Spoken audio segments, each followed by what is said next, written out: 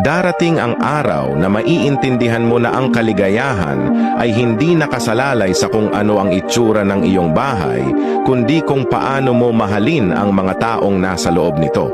Hindi ito tungkol sa pagkamit ng tagumpay sa isang takdang oras, kundi ang makahanap ng isang bagay na mahal mo ng sobra na tila nawawala ang oras habang ginagawa mo ito. Ang kaligayahan ay hindi ang pag-iisip na nakuha mo na ang pag-apruba ng mundo, kundi ang paggising araw-araw na may kapayapaan sa iyong sarili. Tahimik na pinaghahandaan ang araw ng hindi alintana ang opinyon ng iba.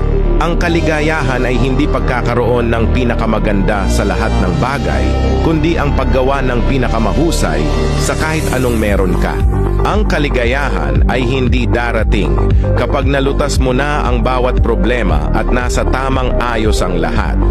Nasa mga kumikislap na liwanag ng pag-asa ito, na nagpapaalala na ang liwanag ng araw ay laging nariyan kung babagalan mo lang ang takbo at mapapansin ito. Ang tunay na kaligayahan ay nasa mga simpleng sandali ng pasasalamat at koneksyon. Nasa pag-unawa na ang saya ay isang desisyon na ginagawa natin araw-araw.